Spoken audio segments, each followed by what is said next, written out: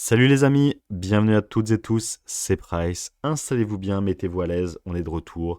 Un petit peu en retard certes, après le gala du TCG ce week-end pour l'épisode 25 de la saison 4 pour le podcast Pokémon le plus suivi sur Spotify et peut-être pas YouTube, on peut pas le dire malheureusement. J'aurais bien aimé le dire, mais c'est comme ça, c'est la vie. Merci à toutes et tous pour votre fidélité, votre soutien et votre présence aussi au gala, mais on va y revenir. Mais je voulais quand même vous remercier pour les nombreux commentaires et messages, que ce soit sur Spotify ou sur YouTube lors du précédent podcast avec Arthur, qui n'a pas forcément eu pour moi les retours et les écoutes espérées, mais c'était pourtant un excellent épisode. Peut-être que la durée fait un peu peur. En tout cas, on se retrouve aujourd'hui en ce mercredi 30 avril, juste avant le pont du 1er mai. Ça vous fera un épisode à écouter chez vous tranquillement et ça fait plaisir. On va parler du gala du TCG quasi exclusivement. Il n'y a pas d'autre actualité qui va m'intéresser à l'heure actuelle. Ça va me permettre également de vous faire un débrief et un retour sur ce que moi j'ai pu vivre en tant que vendeur. Et vous allez voir, c'est une expérience bien différente en tant que vendeur qu'en tant que spectateur, comme vous avez sûrement pu le voir aussi dans différentes vidéos et stories sur les réseaux sociaux ces quelques derniers jours. Voilà, sans plus tarder, on va rentrer dans le vif du sujet. Comme vous le savez, c'était ma quatrième année de suite au gala. Depuis qu'il existe, j'ai toujours participé et j'ai toujours été présent avec seul ou avec Curious Pop, la boutique parisienne que vous pourrez retrouver dans le Marais. On a toujours été satisfait par notre présence là-bas et pour nous c'est toujours un plaisir de voir l'équipe, de voir Ben, de voir Nasser, de voir tout le monde. C'est vraiment toujours Thomas, etc. C'est vraiment très cool. Cette année particulièrement agitée, disons-le. Ça a été un gala extrêmement intense, beaucoup plus que les années précédentes, je trouve, même si à chaque fois c'est intense. Dès mon installation le samedi matin, j'étais assez, sans aucune raison, hein, de manière totalement inconsciente, de manière totalement intuitive, j'étais extrêmement anxieux, extrêmement attentif aux moindres faits et gestes déjà de ma copine qui me donnait un coup de main, mais pas que. Et surtout, une fois les personnes commençant à rentrer, j'ai redoublé de vigilance et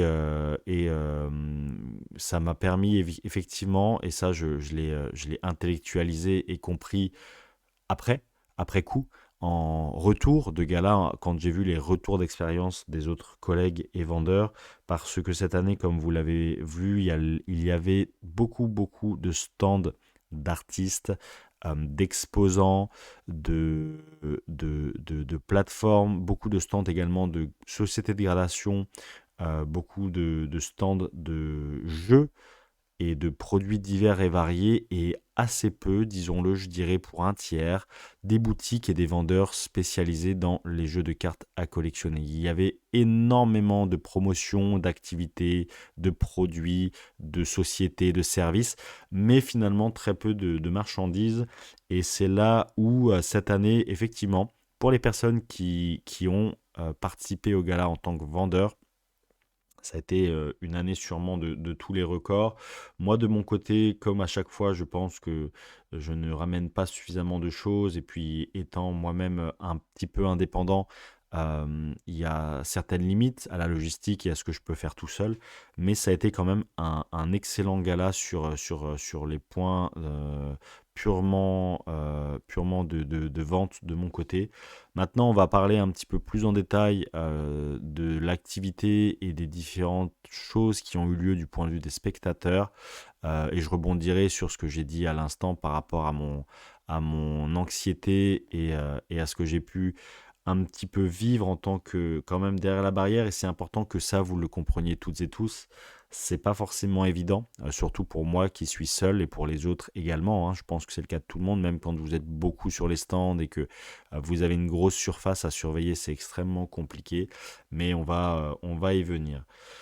Les retours des personnes que j'ai pu voir, que je connais, qui ont été assez déçues par l'organisation et l'ouverture du salon à 10 heures se résume en quelques points centraux. Il y a là, premièrement, pour les personnes qui étaient au tout départ dans la queue, un quiproquo sur la sécurité, l'organisation du gala, les personnes qui y participent, avec des refus parfois de laisser rentrer des personnes comportant des objets Pokémon ou des objets de différents TCG sur elles, dans l'optique d'éviter justement les attroupements, d'éviter les échanges, les vols, et autres problèmes que le gala a pu subir ces dernières années du point de vue des visiteurs, puisque des endroits d'échange sauvages à chaque fois se mettaient en place et ça conduisait à différentes dérives.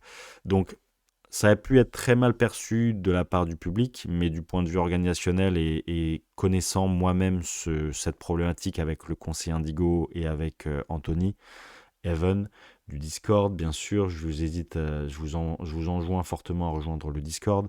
Donc, vous avez toujours effectivement des particularités liées à l'organisation et je comprends tout à fait que le gala ait pu dire à un moment donné, on surveille, on limite les personnes qui rentrent dans le salon avec des objets. Euh, Pas pour embêter, pas pour faire chier ou pour décourager les gens de participer à l'événement, mais bien au contraire pour d'une certaine manière vous protéger. Je sais que c'est peut-être pas un discours qui va toucher certains, parce que oui, moi je sais ce que j'ai à faire, je sais que je vais pas me faire voler, à quel point les différentes avis et personnalités sur le sujet sont vastes et peuvent avoir des divergences d'opinion, mais d'un point de vue purement organisationnel, je peux comprendre l'intérêt et la volonté de limiter les objets sur place pour encore une fois permettre à tout le monde d'évoluer dans un cadre sécurisé, éviter les vols et ne pas pouvoir ou en tout cas rejeter la faute sur l'organisation du gala. Donc ça, c'est déjà une première chose et je comprends qu'ils aient voulu se protéger de ce point de vue-là. C'est très frustrant pour les visiteurs, ça, il n'y a pas photo. On comprend, je pense que les organisateurs l'ont compris. Malgré tout, cette situation s'est très vite résorbée et la sécurité a fini par laisser passer les personnes avec des objets. Ça a pu créer un embouteillage qui a lui-même créé énormément de retard dans la file. J'ai vu plusieurs centaines de mètres, voire kilomètres de file à l'extérieur. Et heureusement, comme certains l'ont dit, qu'il faisait beau et que le temps était au beau fixe. Parce que c'est vrai que c'est pas quelque chose d'agréable de rester dans la tente à l'extérieur, sous la pluie ou dans le froid. Là, le concours de circonstances a été en faveur du gala. Quoi qu'il en soit, vers 13 heures, j'ai l'impression, vers 13 heures, midi 30, 13 heures, en tant que vendeur, on a vu vraiment un pic. On a vu que la capacité de la salle était explosée, en tout cas euh, sûrement au bord de l'explosion, mais vraiment complètement remplie. Et on a vu également que la plupart des gens étaient rentrés et que la file s'était complètement arrêtée. Voilà, à partir de 13h30, 14 heures, les gens pouvaient rentrer de manière beaucoup plus facile. Les allées et venues étaient beaucoup plus simplifiées et à partir de là, ça a été effectivement plus simple. Je comprends aussi la frustration des personnes qui ont bloqué un créneau, qui sont arrivées à Paris à 8 heures du matin, qui avaient un train retour à 14 heures, 15 heures, et qui du coup n'ont pas pu vivre cette expérience euh, beaucoup plus aérée, beaucoup plus facile d'accès également pour l'attente, pour l'arrivée et la queue sur les stands. Les stands, j'y reviendrai. Beaucoup, encore une fois, de propositions de services, beaucoup de propositions de produits, beaucoup de propositions de découvertes de jeux et de sociétés en tout genre, mais très peu de vendeurs. Ce qui a créé des cohus, ce qui a créé un énorme agglomérat de personnes à l'entrée, notamment sur les premiers îlots qui étaient, si je dis pas de bêtises, Fuji, Relic, Card Hunter, et ensuite encore les autres sociétés qui avaient pris un stand à cet emplacement-là. Je pense notamment à Whatnot juste à l'entrée. Après ça, il y avait peut-être aussi des artistes sur la gauche. Voilà, donc les allées étaient extrêmement encombrées à ce niveau-là, ce qui a également pu créer un bouchon et qui a pu créer, je défends personne, j'essaie tout simplement d'expliquer avec moi la connaissance du lieu, puisque ça fait 2 fois qu'on organise, enfin en tout cas que l'organisation du gala se fait là-bas. Voilà, j'essaie de mettre en perspective et de vous expliquer aussi pourquoi certains phénomènes ont eu lieu et permettre aussi tout à chacun de souffler. On est quand même dans une communauté qui adore tourner en, en tout cas en ridicule ou être énervé pour un oui, pour un non. On gagnerait tous, on est français, hein, cela étant dit, mais on gagnerait tous à être plus chill et à comprendre les inconvénients de chacune des positions et des situations qui ont eu lieu. Je sais, vous avez payé 25 euros, blablabla, on a compris, c'est hors de prix. Bon, à un moment donné, faut comprendre aussi que quand tout le monde paye 25 euros, finalement, c'est que c'est pas si cher que ça et que si l'organisation a été à tel point pris d'assaut, c'est que le succès n'a pas forcément été anticipé à ce point-là. Peut-être qu'une salle plus grande et un prix fixe serait bienvenu pour les fois prochaines. Je pense qu'ils en ont confiance maintenant. Il faut quand même se rendre compte que l'affluence a quasiment doublé entre 2024 et 2025, ce qui est assez impressionnant. Faut vraiment le souligner. Et la salle, je pense qu'elle était vraiment, comme je l'ai dit, au bord de la rupture. C'était vraiment limite. Cela étant dit, en tant que vendeur, de notre côté, ça a été, et je vous l'ai dit, moi personnellement, j'étais extrêmement sur le qui-vive, j'ai été extrêmement attentif, très, très, très, très, très vigilant, très vigilant. Une vigilance que j'ai rarement eue, mais encore une fois, je ne l'ai pas intellectualisé de prime abord, c'était un sentiment très diffus.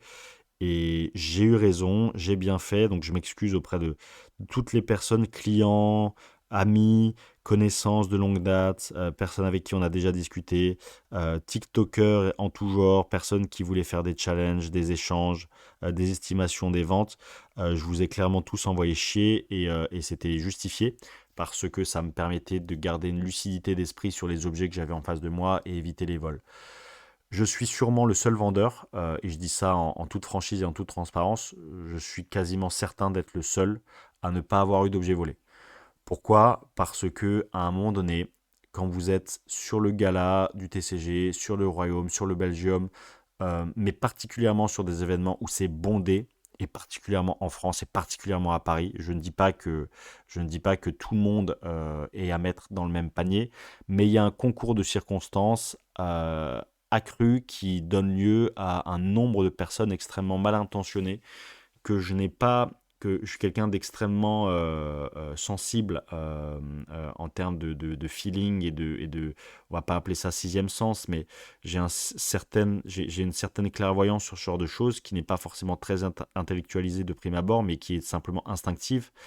Et mon état de stress était en corrélation en fait avec le nombre de personnes qui étaient là pour voler, qui étaient là pour gâcher l'expérience des gens.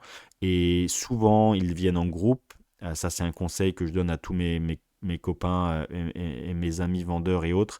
Souvent, ils sont très bien organisés. Il ne faut pas du tout sous-estimer l'organisation de ces personnes-là. Elles viennent en groupe. Il y en a une qui vous cherche du regard, qui, pendant que les autres clients et les personnes normales font la queue gentiment, attendent leur tour pour voir les classeurs, se tiennent correctement.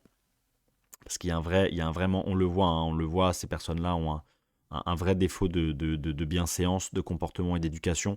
Donc elles vous cherchent du regard, elles vous haranguent. Une fois que je les ai trouvées du regard, moi je détourne les yeux de la personne. Je tends l'oreille avec la main et je leur fais un signe de me parler.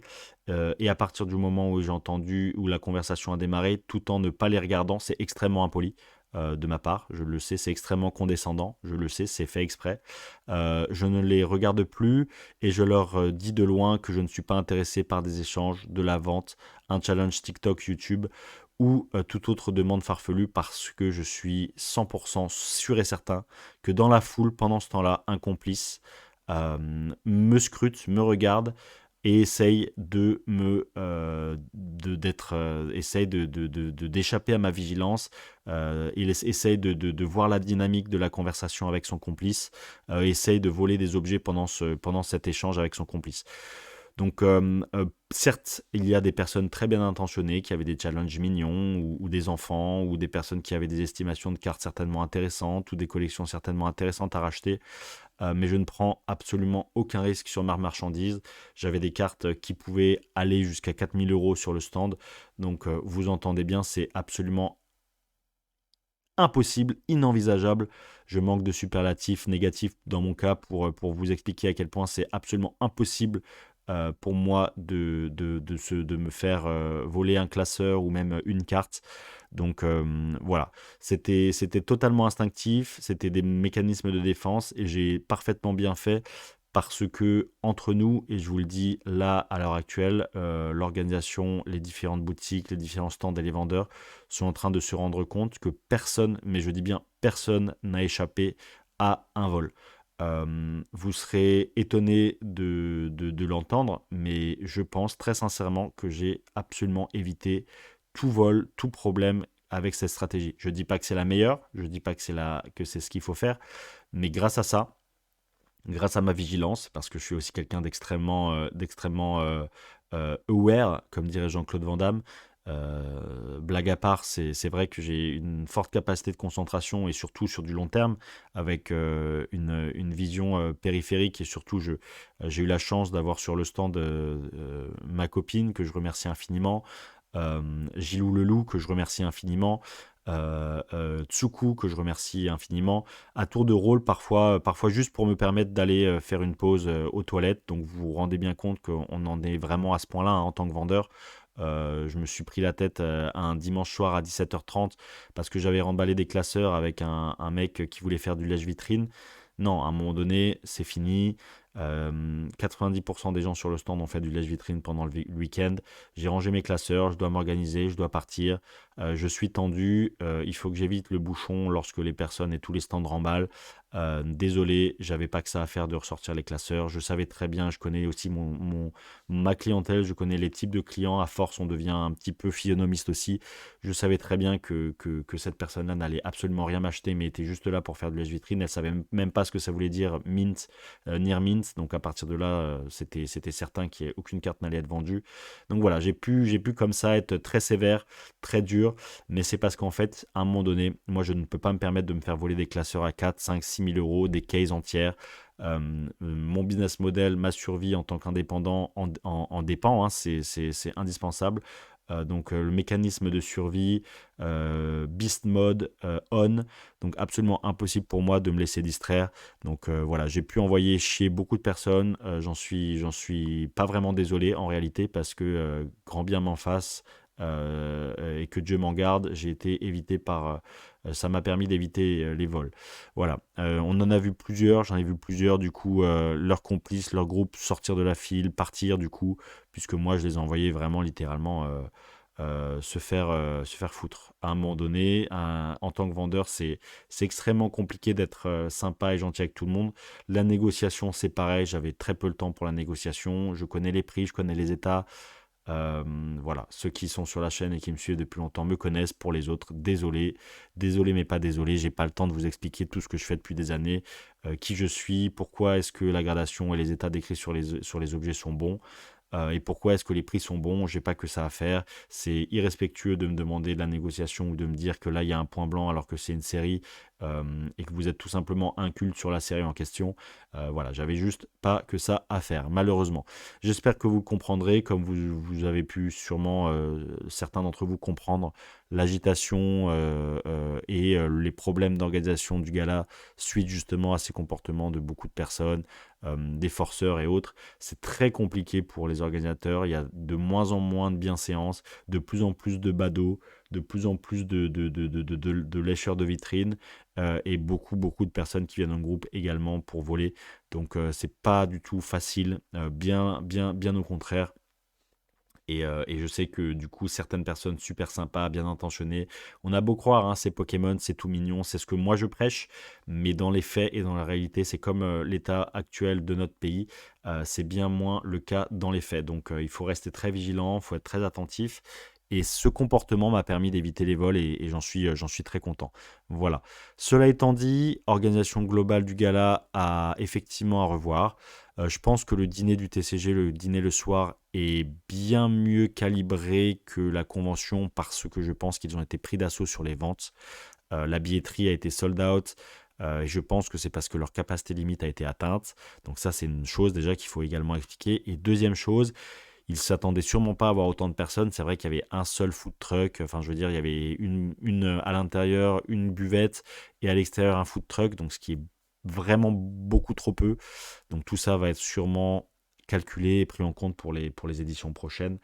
En tout cas, le gala cette année a été très, très, très intense, très anxiogène. Et ça, je trouve que c'est un climat ambiant en France plus globalement, donc c'est pas forcément de la faute du gala. Et c'est également un climat particulier ces derniers temps à Pokémon. Ça, c'est évident, il faut le dire, il faut le souligner. Et j'espère que mes explications et mon retour vont vous permettre de mettre tout ça en perspective et de nuancer les comportements de la sécurité, les comportements de l'organisation du gala, ou tout simplement même le comportement de certains vendeurs, comme moi le premier, qui avons pu être tendus quand vous faites voler un classeur à 5 000 € ou une caisse de display ou un booster set de base ou une carte gradée ou ceci, cela. Je peux vous dire que votre esprit, il ne pense plus qu'à ça et que vous pouvez parfois, vous êtes des êtres humains et vous pouvez parfois, pendant une demi-heure, sortir un peu de vos gonds et tout simplement être un petit peu moins performant sur la relation client, sur la discussion, sur les rachats, sur la vente. Et voilà, il faut vraiment excuser ça à vos vendeurs. C'est très très très compliqué. C'était extrêmement tendu cette année, je trouve, même si encore une fois les ventes étaient correctes et que ça s'est globalement, je pense, pour tout le monde quand même bien passé. Heureusement que l'immense majorité était là pour faire des trouvailles, des affaires. Alors, les prix étaient assez élevés, j'ai trouvé, moi, en tant que vendeur, hein, c'est mon avis. J'ai fait le tour de tous les stands vente, du coup, des 15-16 stands de vente. J'ai trouvé que les prix étaient globalement très élevés. Maintenant, à la décharge de toutes ces boutiques, tout le monde s'est professionnalisé. Il n'y avait que des professionnels avec des sociétés. Donc ça veut dire impôt, ça veut dire TVA, ça veut dire cotisation foncière des entreprises, ça veut dire salariés, ça veut dire cotisation sociale, ça veut dire charge patronale. Malheureusement, même si c'est un peu cher, la plupart de cet argent va directement dans la poche de l'État, hein, qui nous ponctionne allègrement. Et donc voilà, je peux à cet égard excuser également les différents vendeurs. Certaines choses sont peut-être un peu abusées, mais de ce point de vue-là, je peux tout à fait comprendre aussi qu'à un moment donné, quand vous êtes une vraie boutique, il faut effectivement trouver de la marge et pouvoir également à la fin du mois se verser un petit quelque chose, sinon ça n'a aucun sens. Et puis travailler pour l'État ou travailler pour rien tout simplement. Travailler pour le comptable, travailler pour le notaire, travailler pour la banque, travailler pour l'assurance, ça n'a que très peu d'intérêt. À un moment donné, il faut aussi savoir travailler pour soi-même, hein. Je sais que c'est mal vu. Ouh là là, grand méchant patron en France qui a l'audace de se verser un salaire.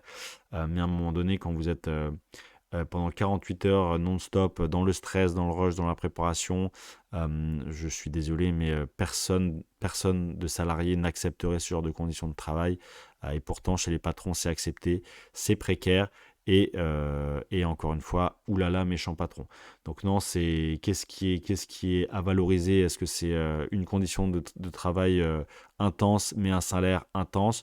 Ou est-ce que c'est une condition de travail intense, aucune rétribution, aucune sécurité sociale, aucun argent à la fin du mois? Voilà, ça, c'est aussi à prendre et à défendre en contexte. La social économie, elle n'est pas que du point de vue des salariés. Et je pense que les patrons et les personnes qui portent absolument tout le risque sur leurs épaules, elles méritent aussi un peu de gagner leur vie. Donc voilà, je fais un peu écho aux différents commentaires que j'ai pu entendre. Oh là là, lui, il vend les displays de telle série 50 € plus cher que lui. Oh là là, lui, il vend des cartes excessivement plus chères que moi, par exemple, hein, sur certains états, sur certains blocs. Ça, j'ai pu beaucoup l'entendre. Alors, je suis ravi que mon stand vous ait énormément plu et que beaucoup d'entre vous aient trouvé votre bonheur et trouvé des cartes en loose, très très rares, et dans des états et dans des prix sympathiques. Et je sais à quel point beaucoup, beaucoup, beaucoup ont fait des allers-retours et sont revenus sur mon stand à tel point ils ont trouvé que c'était un peu la pépite du truc, du salon. Mais quand même, voilà, faut pas oublier tout ça. Faut tirer son chapeau à toutes les personnes qui se démènent corps et âme dans Pokémon. C'est pas si facile que ça. Les marges sont pas si importantes que ça. Donc, quand il s'agit du vintage, on peut comprendre que les vendeurs ou autres mettent un peu les prix un petit peu plus haut qu'à l'accoutumée. Moi, je reste malgré tout sur la position que j'ai pu avoir et que j'ai pu discuter suite justement à mes différentes demandes concernant le concert Indigo. Je reste quand même très mitigé quant aux pratiques de rachat. Je pense qu'il y a une vraie remise en question des professionnels. Je l'ai dit dans le dernier podcast. Je pense que célébrer l'arnaque et célébrer les rachats aura des pâquerettes. Je pense que ça, c'est une pratique qu'il va falloir sûrement arrêter parce que c'est très mauvais également. Ça renvoie une très mauvaise image.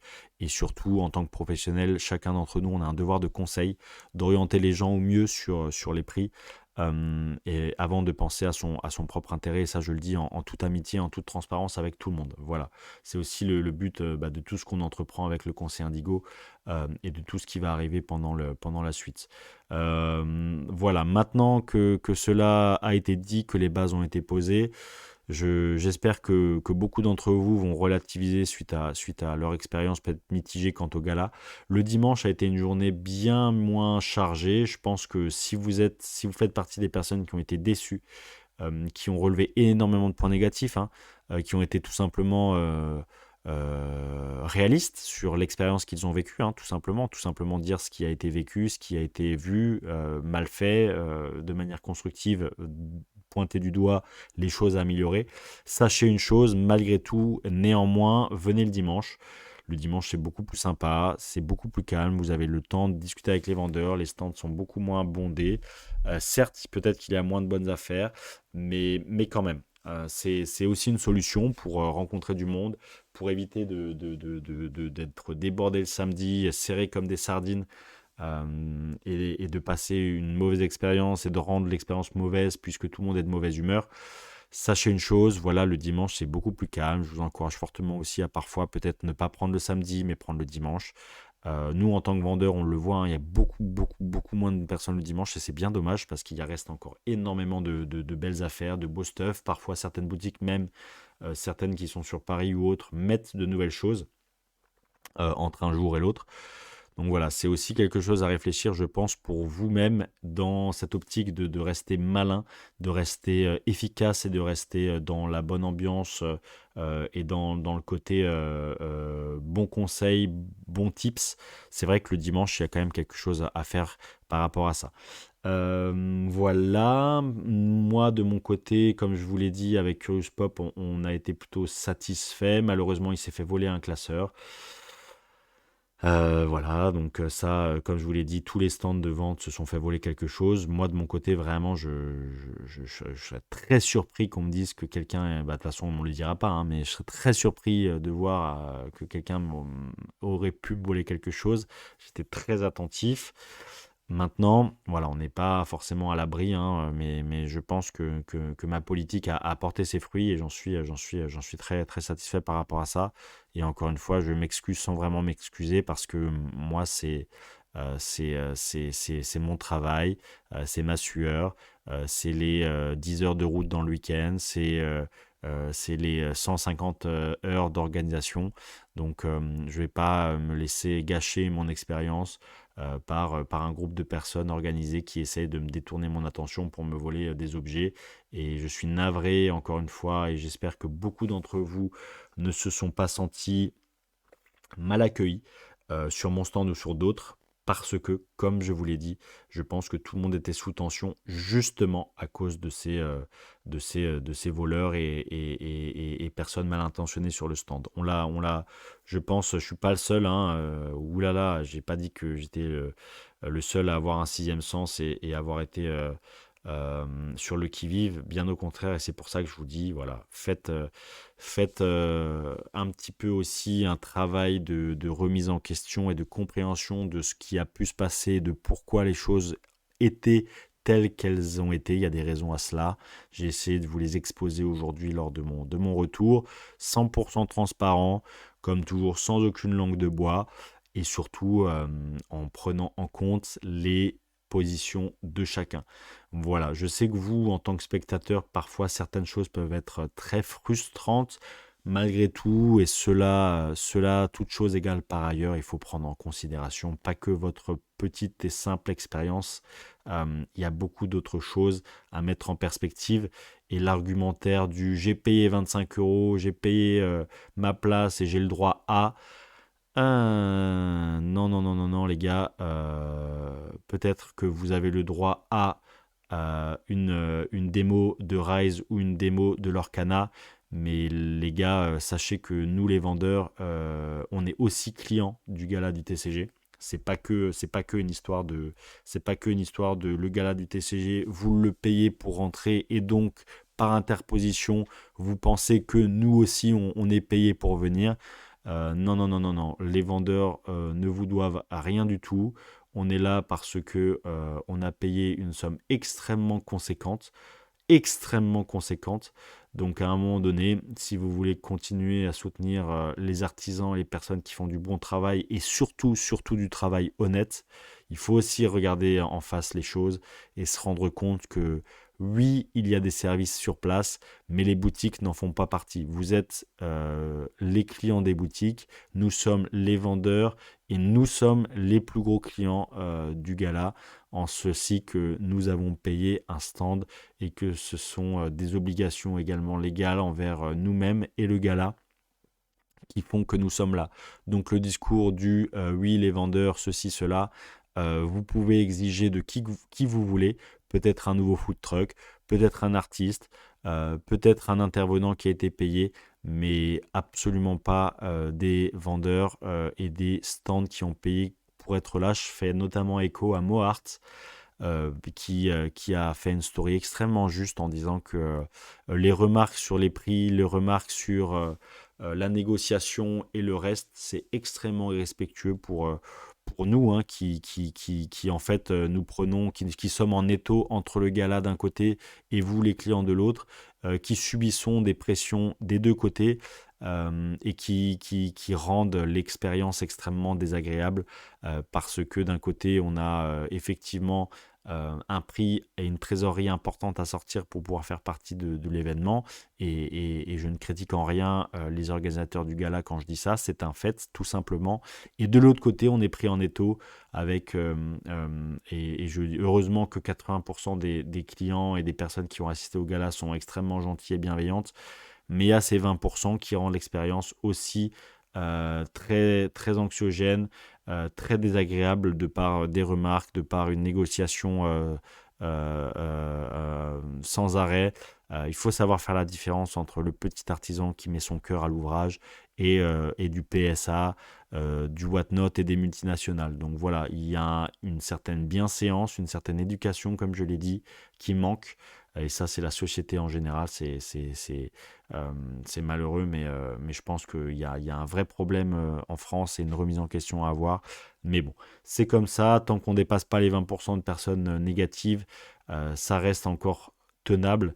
Mais à l'avenir, si ça empire, si la situation empire, je pense que les prochaines éditions se feront sans vendeurs, sans boutique, et vous serez là au milieu de stands de produits, de services et d'artistes. Voilà. Ça, c'est une chose qui est importante à rappeler. Il faut mettre les points sur les i. Et je pense que c'est très peu dit et très peu entendu et très peu compris par la plupart des gens. Et ça, c'est très important à rappeler.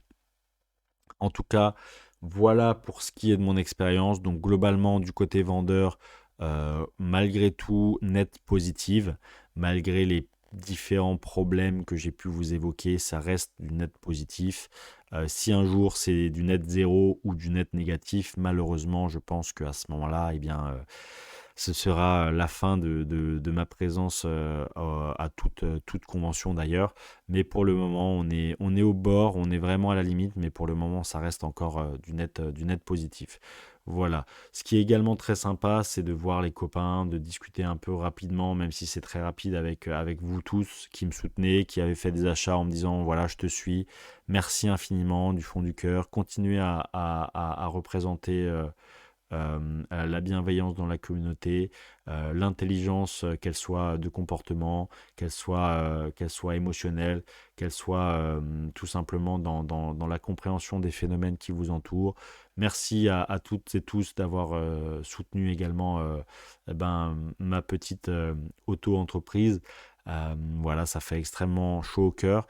Et en attendant, eh bien, écoutez, je vous laisse me dire dans l'espace commentaire comment vous avez vécu votre gala. Qu'est-ce que vous avez pensé de mon retour?